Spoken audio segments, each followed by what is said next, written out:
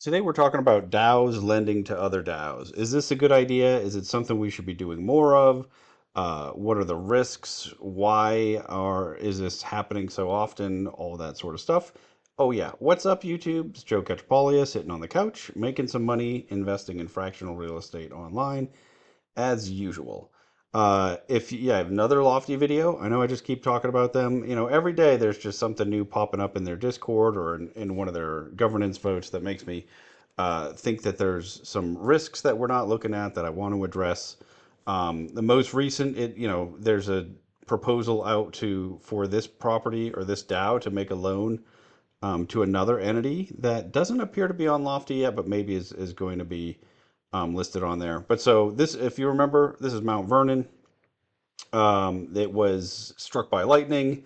There's a large sum of money now that was just given to the DAO from the insurance company. I think it's like 93,000. It is not being dispersed just yet. They're holding on to it. I think maybe a prudent decision, maybe not. I'm not sure. To hold all of it until they've finished with all the they have hired a public adjuster. They're going to see if they can get some more money. They also needed to maybe demolish the structure and sell what's left. That's going to be a process. And so at the moment, they've decided to just hold on to those funds, all the funds, even though they have a check for 93,000. Obviously, they're not going to need that whole amount of money. But so they said, okay, well, we put it in the base lane account and are making like 3.35%. And now there's a new proposal out. Well, what if instead we lend that money as a hard money loan to this other entity that's doing a garage conversion to an ADU? This is the proposal that went out. I actually think this date is wrong. I don't think this went out six days ago. I could be wrong, but I thought that this was more recent. Um, and so they're saying, okay, we received this 93,000. Let's propose deploying some of it to finance the garage to ADU to conversion on 804 South Quitman, which is in this Lofty DAO. I searched for it though. I can't find it on the marketplace. I think it's not actually up yet. This is one of Earl's entities, or Earl is bringing this to the platform. Um, and some of the Gibson is one of them as well. If you're in the Discord, you see him quite a bit. Apparently, he's invested in it also. Uh, I'm not saying, one of the things I want to make sure it's clear. I'm not telling you I think this is a bad project or this loan is bad. What my goal today is to share what I would want as far as information goes before I'd want to make a loan to another DAO, right? And so first of all, yeah, another one of these entities. First, I think I want to jump into a couple of things. Like, what do we know about lending in general, right? It's a specialized industry, especially hard money lending, right? It's not something that you can just like, a large portion of my personal net worth is tied up in loans. I've done a lot of private lending myself, primarily as owner finance transactions. So I also worked in mortgage servicing for a while and on the lending side. So I feel like I have a little bit of insight into this. One of the things that I would never do is have this much information and make a decision about a loan, right? So one of the things is I want to talk about, like, well, what type of information would I want in order to make a decision on this proposal? But also, so as the DAOs, do we really have the knowledge base as a group to be making decisions to make hard money loans? One of the things, if you look at the ULD, the Universal Lending DAO, they literally never rejected a loan, right? They made every single loan. Um, you know, Lofty's blunder aside, that entity is not doing well, right? I mean, there's it's loans to properties that may or may not be able to pay it back. They're certainly not performing, and so I think that that's already a good indication that maybe lending as a DAO to just other DAOs, without sort of any due diligence, isn't the best plan. Obviously, in the future, maybe those deals do get sold or liquidated and paid off, and you'll get paid back, and it'll have worked out. But at the moment, there's not a lot of evidence that the Universal Lending DAO was a success. We have Earl DAO, which I think, and I was a big supporter of this when it was being used to basically account for the loans or account for the money owed between DAOs and Yom. So Yom owed some of the DAOs owed Yom. Um, by netting those, by making inter-DAO loans, uh, it sort of net some of that out, and I thought that made a whole lot of sense. Although, whether or not anybody gets paid for it, um, or whether or not that works out in the end is going to depend a little bit on how things work out with Yom, I think. But I thought it made a lot of sense. But then now adding into that, just additional lending back and forth, I'm just not sure that we have the real knowledge and capacity to, I mean, in that one, I think every single loan is going to be 12%. I know there's a real need for the DAOs to be able to borrow. And I think my worry is that because this need is so strong, we're just trying to force some solutions in here that aren't really necessarily good for whoever, whichever DAOs are lending the money. Like, and that's not what's happening. This one isn't an Earl DAO one, but I want to just sort of recap the different things that we have going on as far as lending goes. We have individual lending DAOs. Most of those seem to be doing okay, although there's been a few where it seemed like maybe they didn't get paid out right at the end. But I haven't been involved in any of the individual lending DAOs where it's just they did a capital call and it was a debt capital call. One of the things that I'm curious about is why, when we form those, we never create a listing for those lending DAOs to make it so that we have some liquidity in those. And I'm not sure if there's worry about those being a security or not. So if you have some insight into that, I'd be interested.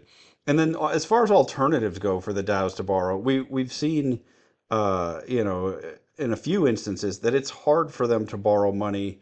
The DAOs really need an individual sponsor basically in order to borrow money. We've got some refinances in the works now. It's part of why we saw the deeds move with some of the Yom refinances, right? Is it just was like, well, that's just the easiest way to do it. Let's just move the deed, even though it wasn't necessarily the right move in some of those cases, or not necessarily the authorized move in some of those cases. But so we've seen, okay, borrowing in the DAO structure is difficult. Um, I think part of the reason for that is traditional lenders understand there's a lot of risk lending to a DAO. But so what I really want to talk about today is like in this situation or in the situations where we're lending from one DAO to the next, are we trying to make these decisions with too little information, right? So if I'm doing due diligence on a loan like this, what do I want to look at? Okay, I want to look at what's my collateral. Well, in this one, we're told we're getting a second position on 804 South Quitman. I think this is the property. But I'd like to get a little bit more information about it, right? I just found this by looking up the address online. Maybe there is a listing somewhere on Lofty that I just couldn't find. I think there's not, though. I think they're not letting it be public yet until something. I'm actually not sure. I've been hearing about this one for a while, but I don't really know anything about it. But so, okay, I want to know, do we have a current appraisal? Do we have an estimated value of what it's going to be, when that ADU conversion's done? What's the current condition? Have they started construction on that? Is this something that's just been sitting there, waiting to be done? Is the building itself, is the home actually rented, and how profitable is that? We're told it's oh, are we going to get any kind of title insurance, right? Whenever I've made loans in real life, I always want to get title insurance because, we're looking for higher priority debt, right? They're saying it's a second lien, which means that there's some first mortgage that I'd like to know the details of that, right? Is that first mortgage, how much is it? So like when I look on, I'm going to compare some to ground floor, right? And I want to see something kind of like this capital stack, right? Like, okay, this is the ground floor mortgage. This is what they're saying, like the difference between the total capital stack and what it's going to be worth, something like this, right? But now we have, and then this is what when they call this the skin in the game. This is like the borrower's cash in it at the moment. But I'd like to see something like that, but also show me what that first position mortgage is, right? Like, if the property's worth 100,000 and we have an $80,000 first position mortgage, that'd be real important for us to know. I just don't know, right? And we're not given that information. And that's sort of my point here is that most of the time when there are loans being made from one DAO to the next, we don't really, I mean, at least when the other DAOs are, um, are also listed on Lofty. Most of that information might be there that we can dig into. Although, we don't do these title insurance policies, and it's important to know because there could be a vendor, like a contractor, that's put a mechanics lien on that property that would be superior to our second mortgage here. It'd be if that happened, right? There could be other debt that's been taken out, like we've seen that in some of the other DAOs. Now here, I mean, this is a property that is, it's one of Earl's projects. I don't think he's doing anything wrong, but at a certain point, we just can't trust each other that much, right? Like you want to trust but verify, right? We want to be able to figure out, like, look, do we have a title report at least if we're not getting title insurance? Can we see that that first mortgage is the only other lien there? There hasn't been any other lien put on the property. Whether or not it is from the guys who are actually doing this project or some third party that leaned it that we just are unaware of. So yeah, higher priority debt is really important, right? What about the borrower's ability to repay? Well, so one of the things is, right, and I'm going to talk about this later, is there a personal guarantee or is it just this entity that's guaranteeing it? uh, if there is a personal guarantee, I want to know, well, okay, who is that? What's their credit look like? What's their income look like? What's their other debt look like? Um, if it's just the entity itself, we're expecting it to pay back from the entity itself. I want to see the income and expenses of the main property, right? And then maybe a pro forma of what's going to happen with the once the additional work is done and what we're going to have there. I mean, this is just like super to make a decision to make a $50,000 loan and to have this be the only information that we're given, just it makes me really nervous, right? And then what's the borrower's experience? I know if it's Earl's running the project, obviously he has a lot of experience managing rental properties. Has he ever done a conversion like this? I think maybe he has, but it'd be good to see that, right? Like throw his resume in here. Let us actually know. Obviously those of us who are active in the Discord regularly know a lot about his experience, but if I'm just, a holder in this DAO that's been sort of passive, give me that info as well, right? Like let's really treat this as okay, we're doing a real loan app, like as if it's a real loan application. I mean, that's what I want to see if we're lending, if we're lending DAO funds. And again, it's not specific to this one. It's whenever we're doing it from one DAO to the next for any reason. Like there's been some discussion about a couple of the other DAOs that are going to have, let's see, have some money soon, like Bowmanville. This one's going to sell, and then there's some discussion of, well, could we, instead of paying this money back, could we use these funds and start doing some hard money loans to the other DAOs? I understand the motivation because um, a lot of the DAOs are really hurting financially and need some source of lending, and it's proven difficult for them to borrow. And so, there's money sitting there. A lot of us own tokens in multiple DAOs, so it's benefiting us for one DAO to lend to the other. But what I'm trying to figure out, is it really prudent, right? Like it's not just specific to this one. There's a lot. I think this is coming up more and more. One, because the ULD has been broken for so long, so it's not making any new loans, and that had been the solution. But also just because there hasn't been other great alternatives to borrow money in the DAOs, and um, the way the current capital call system is set up doesn't make a ton of sense either, right? Like if I want to propose a capital call, I have to say that I'll back it if it doesn't sell out. And I think that keeps people from wanting to propose them very often because it's like, okay, I don't want to commit $20,000 to this DAO, but I know that it needs some money, right? So I think that requirement to back the capital call is problematic, right? Like maybe put the vote out and then okay, if we vote and then let's try to raise the money. And then if we don't, right, if not enough people do it, we'll have the ability to unwind that or something, right? I mean, I'm not sure what the solution is, but I do know if I'm going to make a loan, I want to know a lot more than what we're getting on most of these. And then, okay, so that money is being used as a this in this particular one, we're using this money as for construction. Well, do we have drawings? Like, are there plans and specifications for the conversion, or is it already permitted, right? Do they have the permits in place and they're just waiting for money and they're move forward? Has it gone through planning and zoning if it needs to, right? Like all this stuff, if I'm going to make a construction loan, I'm going to want to know that, right, before I make a decision. Um, and I'm sure Earl knows the answers to all these questions.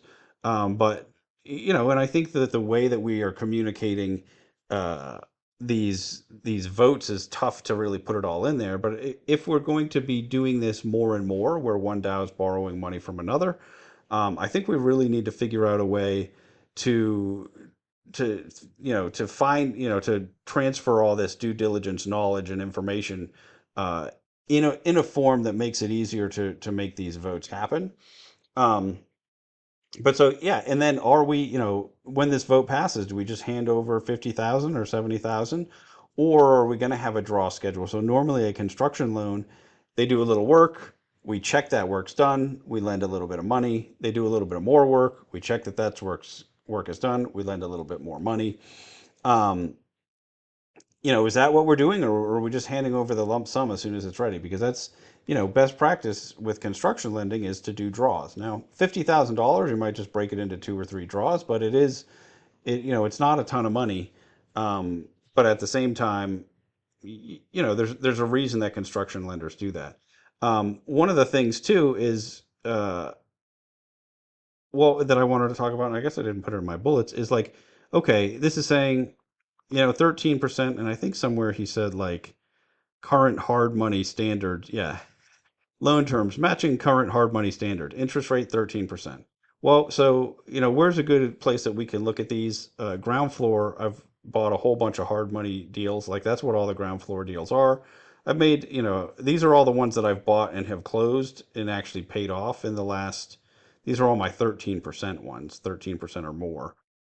So, I've bought quite a few of these in the past year on ground floor. If you look at these deals, okay, so this is a high percent. Every single one of these is a first lien position, though. None of these are second lien loans. Um, and we're getting all this info. We're getting a certified independent appraisal. We're getting, some of them not. Some of them they're doing BPOs and or the borrower provided appraisals. But like this is an example of one that is, 70% loan to ARV, 80% loan to total cost. Um, that we have an appraisal, right? Like, so this is the sort of thing I want to compare it to. But this is a first lien, like to have, and they charge this high amount to have a second lien that we're saying like, okay, we're just matching this as like one, maybe it's real low ARV, maybe the ARV is very, I mean, not ARV, maybe it's a very low LTV, and it makes sense to have a similar interest rate. But to just say, oh well, this is, these are kind of normal standards, it's not really true. Like if you look at, hard money loans, you might get them as low as 9%, you might pay 15% or more, and it's going to depend on all these different factors that we're talking about. Um, and again, like, okay, we've got an extension term here, 6 months, 1% extension fee if applicable. Well, what does that mean? Are we getting another 6 months for 1%? Or, can I do that as often as I want? Like, these are details I really want hammered out before I make a decision, right? Um, so I don't know. I mean, my real point is I don't necessarily have a problem with DAOs lending to each other, but I think that if we're going to do it, we need to have a lot more information to make the decision good. And then the other thing that I wanted to talk about is like, okay, once we make this loan, what's this debt worth, right? And how does that affect the price of this token? So if we have cash sitting in this DAO, it's really easy for us to value the DAO, right? I mean, maybe we have some contingent liabilities, and that's why it's not worth exactly what the debt is today. but or exactly what the cash position is today. But as soon as we introduce, okay, now this is debt, if somebody were to buy that mortgage from us, they're going to pay a discount, right? So uh, immediately, until that's a performing loan and close to paying off, we are lowering the value in, that the liquidation value of our DAO here. We are increasing, I'd rather get 13% than 3.5% or 3.33% or whatever it is. Um, but this isn't, and that's a comparison that's made, right? Like, oh, well, let's just keep getting 3% instead of 13%. Like that's the alternative. But it's not like we're getting 10% extra for free, right? It's not a risk-free rate. And so that's all I want to really understand is like, okay, what is the risk there? What are we missing? And he does say, hey, contact me on Discord if we have questions about it. um and I think hopefully a lot of people are doing that. I think there's a lot of discussion already. And again, I mean, I don't necessarily want this to be just about this particular loan. This is something that, more and more I think is going to come up because the DAOs all need cash, and there are more and more DAOs that have cash. Like for example, the Ohio 3 property portfolio. We're selling a loan there. There's been discussion of putting some of that money in the ULD or putting it in Earl DAO. One of the things that I really think it is should be considered in every situation is, why are we doing this inside the DAO, right? Like, why wouldn't we just disperse those funds and let the individuals deal with it? Like, um, if the individuals want to make those loans once the funds are dispersed to them, uh, why aren't we doing that in a lot of these cases? And I think the answer, if we're being honest, is, well, we know that most of those people are not going to make this loan, right? Like, some of them will and some of them won't. And so by keeping the funds trapped in the DAO, it's easier to control those funds. Like, I think that's the real answer. If we're being completely honest, and I have voted for some of these loans, right? I think because I think as a owner of several DAOs, it definitely benefits me more. But as an owner of the individual DAO, what I have to figure out is, do I have a better use of that funds that I'm going to do better than 13%? Well, if I look at my, especially on a risk adjusted basis, right? Do I have places where I could make 13% on a first mortgage versus a second mortgage? Well, I do, right? I have a lot of opportunity for that. Could I do that and I spread that money out across a bunch of loans? Yes, I could do that, right? Like, ground floor gives me that opportunity. And so, is what we have to figure out is the risk adjusted return, is it worth it, right? Are we getting that 13%? And is the benefit to the other DAOs enough for me to decide that I'm gonna just go ahead and help them out anyway, right?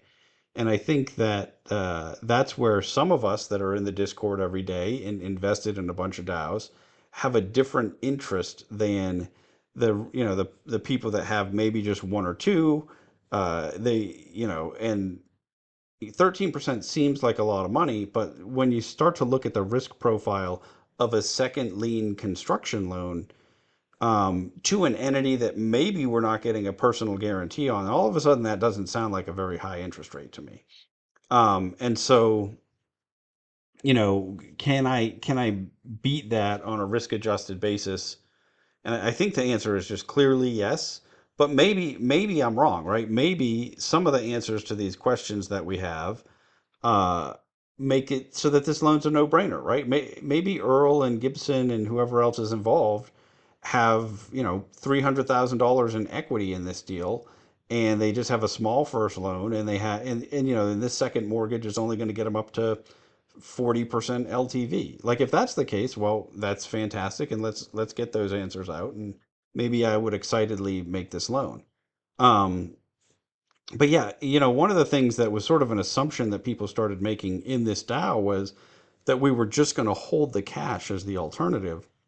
And I don't necessarily understand why you can't just pay out 50K to the holders of these tokens. Why do we have to, why do they have to hold it? Obviously they're saying, yeah, we're going to hold at least 23,000 in case we need it to do something. And I think that's prudent to keep some amount of money in the entity. But beyond that, why are we? What's the point of holding the rest of the cash? Do we really think there's going to be a need for $93,000 in cash in this entity, no matter what happens? So saying like, because that was sort of the rationale given, like, well, we're going to have to sit on this cash for a while, but like, do you really like that? I mean, that seems like an assumption that's being made that and again, I don't own any of this one anymore, right? I bought into this one and then sold out pretty quickly, in between the time where we got the news that this was that it was struck by lightning and that we were getting insurance. And as soon as we found out we got the insurance, the price popped, and I sold out pretty quickly. But so I don't have a vested interest in this either way, right? But I think that if we just my goal, as always, right, I'm trying to make this whole space better for us as investors, right?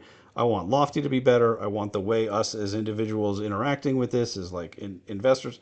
Which reminds me, please like and subscribe. In the description of this video, I have links to all the places where I'm currently investing in fractional real estate online. um, Please do your own due diligence on all of these platforms and on any of the properties that we see in there. Don't just take my word for any of this. Because I'm a human, I'm mistaken, and my opinions are just that, they're opinions, right?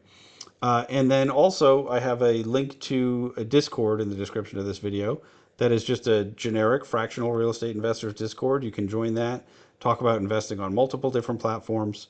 Um, and the whole reason I'm doing that is I think that as a group, there's a lot we can learn from each other. There's a lot that we can improve the way that we do this, and there's a lot of things that we can do to sort of pressure the different platforms to do stuff for us better. And so this is, I think this keeps coming up, these loans from one DAO to the other, and the loans from individuals to DAOs, because there's not a good financing function for the DAOs. And I know that Lofty has talked a lot about their lending product and like being able to lend against our tokens, right? Or borrow against our tokens.